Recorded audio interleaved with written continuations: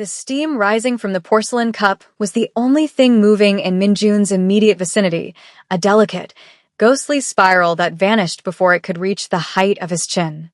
The tea room of the Grand Obsidian Hotel was a cavern of polished marble, velvet drapes, and the low, murmuring hum of people who had never worried about the price of anything in their lives. It was a Sunday, which meant the air was thick with the clinking of silver spoons and the performative laughter of families trying to convince themselves they were happy. Minjun sat alone at a table meant for four. He always sat at a table meant for four. It was a habit born of a superstition he refused to articulate, a quiet, stubborn defiance against the reality of his life. He was 42, wearing a bespoke suit that cost more than the average car, and he possessed the kind of stillness that made waiters nervous. To the staff, he was the chairman, a man whose business interests were vast, vaguely defined, and terrifyingly efficient. To the rest of the room, he was a cold, impenetrable statue. He checked his watch, a piece of mechanical perfection that told him he had been sitting here for exactly 19 minutes. He was waiting for nothing. He was simply existing, enduring the anniversary of a day he wished he could scrub from the calendar. The emptiness of the chair opposite him felt like a physical weight, a gravitational pull that threatened to drag his posture down, but his spine remained steel straight. He lifted the cup, the Darjeeling fragrant and bitter, and that was when the periphery of his vision was invaded by a sudden, coordinated movement of pastel color. Two figures appeared at the edge of his table, moving with the silent, predatory grace of seasoned cat burglars, though they couldn't have been more than 10 years old. They were identical twins, young African-American girls with hair styled in matching puffs, both wearing identical light pink dresses with stiff, ruffled skirts that rustled softly as they halted. They stared at him with wide, intelligent eyes that seemed to be assessing his structural integrity. Minjun paused, the teacup hovering halfway to his mouth. He was accustomed to people approaching him with fear, with greed, or with trembling petitions for mercy regarding a debt. He was not accustomed to children. He slowly lowered the cup to the saucer with a soft clink. The girl on the left placed her hands flat on the pristine white tablecloth, leaning inconspiratorially. The girl on the right mirrored the action perfectly, their movements synchronized as if they shared a single operating system. They looked around the room, scanning for threats, before the one on the left locked eyes with him. "Pretend you're our father," she whispered, the command urgent and breathless. Minjun blinked, his carefully constructed mask of indifference cracking just a fraction. "Excuse me," he said, his voice deep and raspy from disuse. "Just for 20 minutes, the second twin hissed, checking over her shoulder. "We need a dad. Right now. The lady in the hat is coming back, and if she sees us alone again, she's going to call security." Minjun looked past them. A severe-looking woman with a clipboard and a hat that resembled a bird's nest was indeed scanning the room, looking officious and annoyed. He looked back at the girls. "I am not the most convincing candidate," Minjun said dryly, gesturing vaguely to his sharp, terrifying features and the fact that he was Korean. The first twin rolled her eyes, a gesture of supreme impatience. "We're adopted in this scenario. Work with us. Please." There was something in the please that caught him. It wasn't a beg. It was a negotiation. It was a sound he recognized, the sound of someone backed into a corner, but refusing to surrender. Minjun felt a strange, unfamiliar spark in his chest, a tiny interruption to the grayness that had consumed his week. He looked at the empty chairs. He looked at the girls, who were vibrating with anxiety, but holding their ground. 20 minutes, Minjun said, his voice dropping to a conspiratorial rumble. "Sit." The twins scrambled into the chairs opposite him just as the woman with the bird nest hat rounded the pillar. Her eyes narrowed as she spotted them, marching over with the gait of someone who enjoyed enforcing rules. "There you are," the woman said, her voice shrill. "I told you too, this tea service is for families. Unaccompanied children are not." She stopped abruptly as Minjun slowly turned his head. He didn't scowl. He simply directed the full weight of his attention toward her. It was a look that had silenced boardrooms and ended gang wars without a single punch being thrown. "Is there a problem?" Minjun asked, his tone silky and dangerous. The woman faltered, her clipboard lowering. I wasn't aware they were with a guardian, sir." They were running through the lobby. Minjun turned to the girls. Chloe, Zoe, he said, inventing names on the fly, hoping he wouldn't regret it. Were you running? The twins shook their heads in perfect unison, eyes wide and innocent. We were just looking for you, Papa, the one on the right said, her voice dripping with sugary sweetness. We got lost, Minjun turned back to the woman. They were looking for me. And now they are found. You may go. The dismissal was absolute. The woman flushed, murmured an apology, and retreated hastily. As soon as she was out of earshot, the twins exhaled simultaneously, slumping into their chairs. Nice, the left twin said, nodding with respect. You're scary. I like it. I'm Chloe, by the way. She's Zoe. You're good at guessing. Minjun felt the corner of his mouth twitch. Y ella Minjun. And I am not scary. I am merely distinct. The relief at the table was palpable, but it was short-lived. The sound of high heels clicking rapidly against the marble floor heralded a new arrival. Minjun shifted his gaze to see a woman in a green coat and a beige dress hurrying toward them, her expression a chaotic mix of panic and exhaustion. She was beautiful, with a warmth to her features that even her evident stress couldn't mask, but she looked like she was holding herself together with sheer will. This, he assumed, was the mother. She spotted the girls and her shoulders dropped 3 inches, the tension leaving her body in a rush, only to be replaced by confusion when she saw Minjun. She slowed down, approaching the table with caution, her eyes darting from her daughters to the impeccably dressed stranger sipping tea. Girls, she said, her voice breathless. I told you to wait in the lobby while I parked the car. You scare me half to death. Chloe and Zoe straightened up, looking significantly more guilty than they had with the hotel staff. We're sorry, Mom, Zoe said. But the lady with the hat was going to kick us out because we weren't a complete party, so we found a dad, the mother, Elena, stopped at the edge of the table, her hands gripping her purse strapped tightly. She looked at Minjun, her eyes wide with apology. Oh my God. I am so sorry, she said, her voice rushing. I hope they haven't been bothering you. They have. Active imaginations. Girls, get up. We're leaving this poor man alone. Minjun set his cup down. He looked at Elena, taking in the frayed hem of her coat and the way her hands were shaking slightly. He looked at the empty chair beside him. He looked at the girls, who were looking at him with a silent, desperate plea. He didn't want to go back to being the man alone at the table for 4. He didn't want the silence to return. They are not bothering me, Minjun said, standing up. He buttoned his suit jacket with a fluid motion. In fact, I believe we were just about to order cake. Please. Join us. Elena hesitated, flushed with embarrassment. Sir, I can't impose. This is a very expensive place, and you look like you're waiting for someone. Minjun shook his head gently. I am waiting for no one, he said, the truth of it landing heavier than he intended. And it is already paid for. It would be a shame to waste the reservation. The staff here, he lowered his voice, leaning in slightly, are very particular about empty chairs. You would be doing me a favor. It was a lie, but it was a kind one. Elena searched his face, looking for a trap, but found only a strange, quiet sadness masked by politeness. The twins kicked her gently under the table. Please, Mom, Chloe whispered. He's really cool. He scared the hat lady away. Elena let out a long breath, a small, weary smile finally breaking through. Okay, she said. Just for a little bit. I'm Elena. Minjun pulled out the chair for her, a gesture of old-world chivalry that seemed to catch her off guard. Minjun, har jag replied.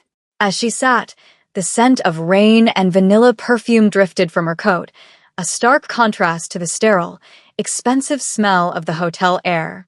For the first time in 3 years, the table was full. The waiter approached, looking terrified and confused to see the Korean tycoon suddenly surrounded by a bright, chaotic family unit. Sir, the waiter squeaked. More cups, Minjun commanded, his voice firm. And cake. Whatever the young ladies want. And perhaps, he glanced at Elena. Chamomile? You look like you've had a long morning. Elena looked at him, surprised. How did you know? I have people who work for me, Minjun said simply. I know the look of someone managing a crisis. The arrival of the cake, a 3-tiered stand filled with pastries that cost more than a weekly grocery run, changed the atmosphere entirely. The twins, Chloe and Zoe abandoned their cat burglar personas and became delighted 10-year-olds, dissecting the macarons with surgical precision and arguing over who got the chocolate eclair. Minjun found himself watching them with a fascination he couldn't quite explain. He was used to silence. He was used to order. This was messy. Crumbs were falling on the tablecloth. Zoe was explaining a complex theory about how the hotel was actually a spaceship. Chloe was correcting her on the physics of propulsion. It was noise, but it wasn't the irritating noise of the general public. It was the specific, vibrant noise of life happening right in front of him. Elena, having taken a few sips of the tea, seemed to relax, her shoulders unknotted. She watched him watching the girls. "You're good with them," she noted quietly, breaking his trance. Most men would have called security themselves. Minjun turned his gaze to her. "I have a high tolerance for bold strategies," he said, a faint smile touching his lips. They identified a target, assessed the risk, and executed a plan. "I respect the efficiency," Elena laughed, a warm, genuine sound that made the waiter pause nearby. "Don't encourage them. They're already too smart for their own good." "Their father," she trailed off, the smile faltering. She picked up her spoon, stirring her tea unnecessarily. Their father wasn't much for strategy. He was more of a leave when things get hard kind of man. The confession hung in the air, a small offering of vulnerability. Minjun understood the currency of pain. He dealt in it daily. "Strategy is learned through necessity," Minjun said softly. "It seems you have taught them how to survive." Elena looked up, meeting his eyes. "I try. It's just Hard. to be the bad cop and the good cop and the provider and the protector all at once. Today was supposed to be a treat. We saved up for 2 months to come here for the princess tea. Then I couldn't find parking, and we were late, and I thought I ruined it." She looked at the girls, who were now trying to balance spoons on their noses. "Thank you for saving it." Minjun felt a tightness in his throat. He reached out, adjusting the cuff of his shirt, a nervous tick he hadn't displayed in years. "My wife," he started, the words feeling rusty, like a gate that hadn't been opened in a decade. "She loved this place. The lemon tart specifically. We used to come here every year on this day." Elena stopped stirring. She looked at him with a sudden, piercing clarity. "Is that why you were alone?" Minjun nodded once, a sharp, concise movement. "She passed away 3 years ago. I come here to remember. But usually, remembering just feels like sitting in a cold room waiting for a ghost." He looked at the girls again. Chloe had successfully balanced the spoon. Zoe was clapping. "Today, however," Minjun added, his voice softer, "it is remarkably loud. And I find that I do not mind the noise." 3 years, Elena whispered, a sympathetic echo. She didn't offer a platitude. She didn't say it gets better, or she's in a better place. She just acknowledged the time. "That's a long time to have tea by yourself." "It felt longer," Minjun admitted. "Until about 20 minutes ago." A sudden chime from the piano in the corner of the room interrupted them. The pianist, a man in a tuxedo who looked bored out of his mind, shifted from background jazz to a lively, bouncing waltz. Several fathers in the room stood up, taking their daughters' hands to guide them to the small parquet dance floor in the center. It was the father-daughter waltz, a tradition of the hotel's Sunday service. Chloe and Zoe stopped their spoon antics. They looked at the dance floor. They looked at each other. Then, with that same terrifying synchronization, they looked at Minjun. "Papa," Zoe said, emphasizing the role-play title with a mischievous grin. "It's time to dance," Minjun stiffened. "Absolutely not," he said immediately. "I do not dance. I preside. I observe. I do not spin." Chloe was already out of her chair. She rounded the table and grabbed his left hand. "You're wearing a 3-piece suit," she argued. "You're legally required to know how to waltz. Come on." "Mom can't dance with both of us," Elena laughed, hiding her face behind her teacup. "She's got you there, Minjun. This suit does imply a certain level of ballroom proficiency." Minjun looked at the small hand gripping his large, scarred hand. He looked at the room, full of people who would undoubtedly stare. He thought about his reputation. He thought about the men who feared him, who would be baffled to see the chairman being dragged onto a dance floor by a 10-year-old in pink ruffles. Then he looked at Chloe's face. She wasn't afraid of him. She just wanted to dance. She wanted the memory. And strangely, He found that he wanted to give it to her. He stood up, the chair scraping softly against the marble. "Very well," he sighed, feigning reluctance. "But if you step on my shoes, I will deduct it from your inheritance," Chloe beamed. "Deal," he led her to the floor. He expected to feel awkward, exposed. But as he took her small hand and placed his other hand gently on her shoulder, the muscle memory took over. He had danced with his wife here. The rhythm was in his bones. He swept Chloe into a turn, his movements precise and graceful. The girl giggled, her dress flaring out. For a moment, the grief that usually choked him in this room was replaced by the simple mechanics of the waltz. 1, 2, 3, 1, 2, 3. He spun her, dipped her dramatically, and then, as the song shifted, Zoe cut in with the smoothness of a tag team wrestler, taking her sister's place without him missing a beat. He laughed. He actually laughed, a deep, rusty sound that surprised him. He looked over Zoe's head to the table, where Elena was watching them. She had lowered her cup, and her expression was soft, unguarded, and undeniably hopeful. Minjun spun Zoe around, the world blurring into streaks of gold and pink, and for the first time in 3 years, he didn't want the song to end. He didn't want to go back to the table alone. He realized, with a sudden jolt of panic and clarity, that the 20 minutes were up, and he was terrified of what would happen when the clock ran out. The transition from the golden warmth of the tea room to the gray, fluorescent hum of the parking garage felt like waking up from a particularly vivid dream. Minjun walked Elena and the girls to their car, his polished Oxfords making sharp, rhythmic clicks on the concrete, while the twins skipped ahead, still high on sugar and the thrill of their successful heist. Elena walked beside him, clutching her purse, the magic of the waltz fading into the reality of a Sunday evening. Her car was a sensible, older sedan, the kind that had seen better days and carried the battle scars of grocery store parking lots. It sat in stark contrast to the sleek, black Phantom that waited 2 rows over, attended by a driver who was currently pretending not to watch his boss escort a family to a 10-year-old hatchback.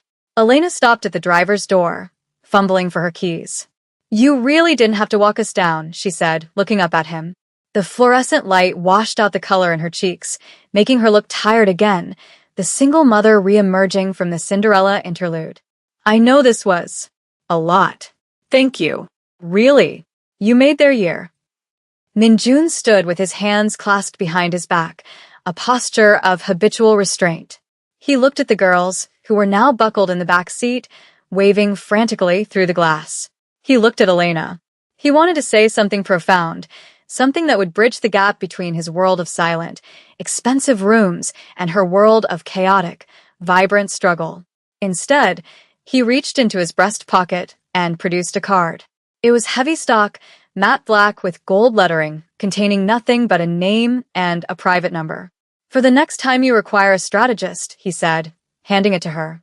Elena took it, her fingers brushing his.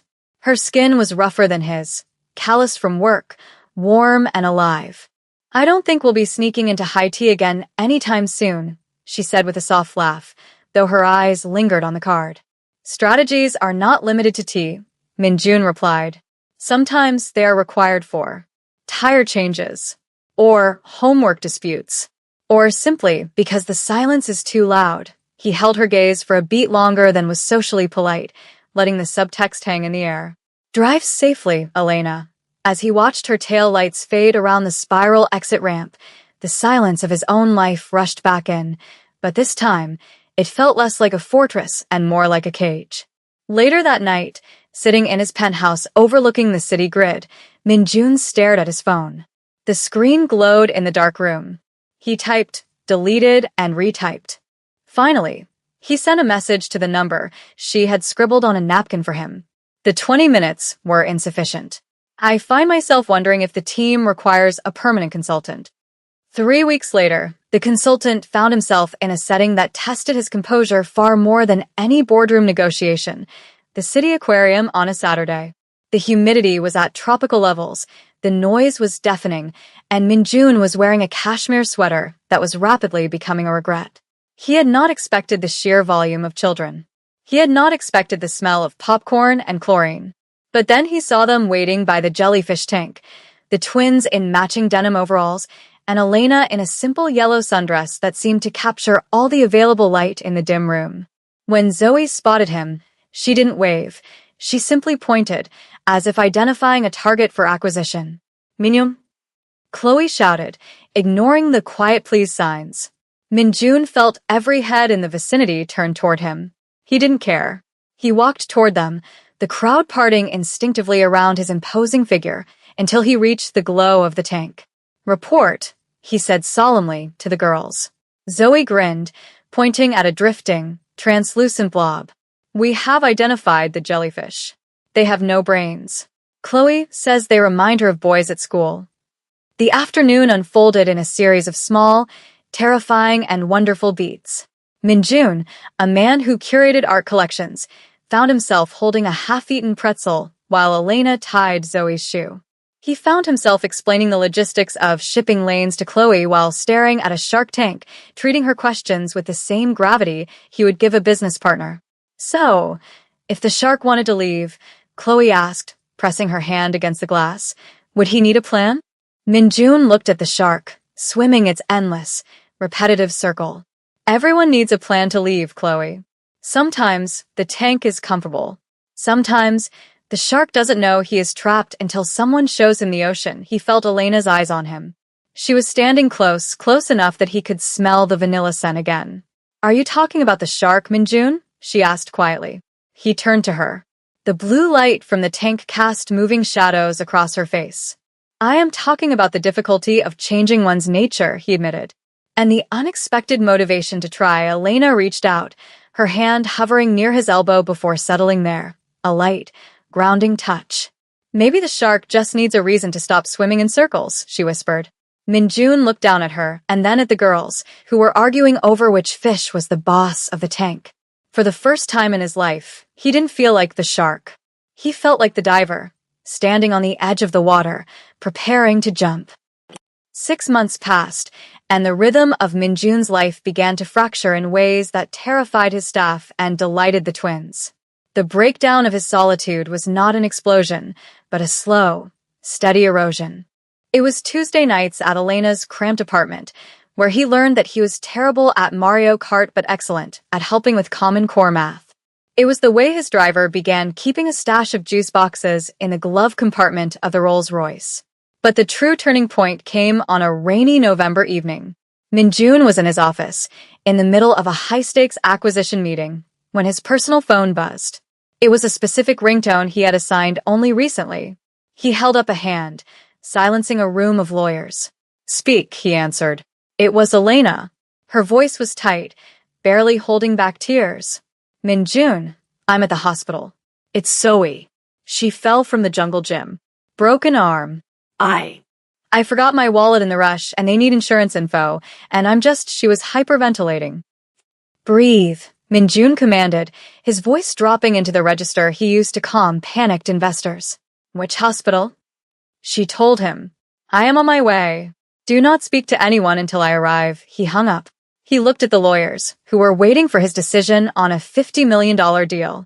We are finished for the day, Minjun said, standing up and buttoning his jacket. But sir, the lead counsel protested. The deadline is at 5. Minjun paused at the door. He looked at the man with eyes that were cold and flat. My daughter has broken her arm. He lied, the words slipping out with a shocking ease, tasting like iron and honey. Reschedule, he left the room, leaving a stunned silence in his wake. When he arrived at the ER, he didn't just bring his wallet. He brought the full force of his presence. He navigated the bureaucracy like a battering ram, ensuring Zoe was moved to a private room, that the best orthopedist was called in, and that Elena had a cup of decent tea in her hands within 20 minutes. Later, as Zoe slept with her cast propped up on a pillow, Elena sat in the plastic chair, staring at him. He was standing by the window, watching the rain, his tie undone, looking more exhausted than she had ever seen him. You called her your daughter, Elena said softly. It wasn't a question. Minjun didn't turn around immediately. He watched his reflection in the dark glass, a man who had been a ghost, now haunted by the living. It was a tactical shorthand. To expedite the process, he said, his defense weak even to his own ears. Elena stood up and walked to him. She placed her hands on his back, resting her forehead against his shoulder. "You're a terrible liar, Minjun," she murmured. He turned, wrapping his arms around her, burying his face in her hair. "I know," he breathed. "I am finding that the truth is becoming unavoidable." The timeline of their lives began to blur, measured not in business quarters, but in milestones of integration. 1 year later, the scene was the school auditorium. Minjun sat in the front row, his legs cramped against the seat in front of him. On stage, Chloe was playing a tree in the school play. It was a non-speaking role. She merely had to hold branches. Minjun watched her with the intensity of a man watching an opera at La Scala. When she successfully didn't drop the branches, he led a standing ovation that was slightly too aggressive for a third-grade production, forcing the other parents to awkwardly join in. Elena, sitting beside him, laughed until she cried, squeezing his hand. 18 months later, a Sunday morning in Minjun's penthouse. The pristine, museum-like quality of the space had been compromised. There were pink sneakers by the door. A half-finished puzzle occupied the coffee table. Minjun was in the kitchen, wearing a world's okayest dad apron, a gag gift from Zoe that he wore with confusing pride, attempting to make pancakes. The batter was lumpy. The girls were sitting at the island, swinging their legs. "You have to flip it now," Zoe critiqued. "It's burning. I am letting it caramelize," Minjun argued, panic rising in his voice. "Mom," Chloe yelled. "He's killing the pancakes again." Elena walked in, kissed Minjun on the cheek, and deftly took the spatula from his hand. "You manage the empire, Minjun. I'll manage the breakfast." He stepped back, watching the three of them in the morning light, and realized that the silence he had once cherished was now his greatest fear. He didn't want the quiet. He wanted the burnt pancakes and the critiques. He wanted the noise. 5 years later, the tea room at the Grand Obsidian Hotel had not changed. The marble was still polished to a mirror shine, the velvet drapes still held the scent of dust and history, and the piano player was still bored. But the table for 4 in the center of the room was different. It was occupied. Minjun sat in the same chair, his temples now dusted with a distinguished gray, his suit just as sharp. Opposite him, Chloe and Zoe were 15, distracted by their phones, wearing teenage versions of high fashion that Minjun had undoubtedly paid for. Elena sat beside him, her hand resting comfortably on his knee under the table. They were arguing about college applications. "I'm just saying," Chloe said, looking up from her screen, "art school is a viable strategy." "You said strategy is about adapting," Minjun sighed, lifting his cup. "Strategy is about survival and leverage. Art school is expensive." Finger painting, Zoe snorted. "You bought a painting for $2 million last week, Dad." The word dropped casually, without the weight of roleplay. Dad. It had been years since they stopped saying pretend. Minjun set his cup down. He looked at the three of them. The grief of the past was still there, a faint scar tissue on his heart, but it no longer hurt to touch. It was simply part of the geography of who he was. He tapped his spoon against the glass, a sharp, clear sound that made the girls look up. Elena looked at him, sensing the shift in his energy. Minjun reached into his jacket pocket. He didn't pull out a business card this time. He pulled out a small velvet box. He placed it on the table in front of Elena. The room seemed to go quiet, the hum of the crowd fading into a dull buzz. "It has been 5 years, Minjun said, his voice steady but low. "The initial contract was for 20 minutes. I believe we have exceeded the terms." Elena stared at the box. She looked at the girls, who were suddenly grinning, their phones forgotten. She looked back at Minjun. "Is this a renegotiation?" she asked, her voice trembling slightly. "No," Minjun said, reaching out to cover her hand with his. "It is a permanent acquisition." "I am tired of pretending, Elena. I would like to make the title official." He opened the box. The diamond was modest by his standards, but perfect for hers. "Will you marry me?" The silence that followed wasn't the heavy, lonely silence of a man waiting for a ghost. It was the breathless, suspended silence of a wish being granted. Elena didn't answer with words. She simply leaned over and kissed him, while across the table, the twins high-fived, their long con finally complete. "About time," Zoe whispered. "We planned this 5 years ago," Minjun broke the kiss and looked at his daughters. "I know," he said, a real smile breaking across his face. "I just needed to be sure I was worthy of the role."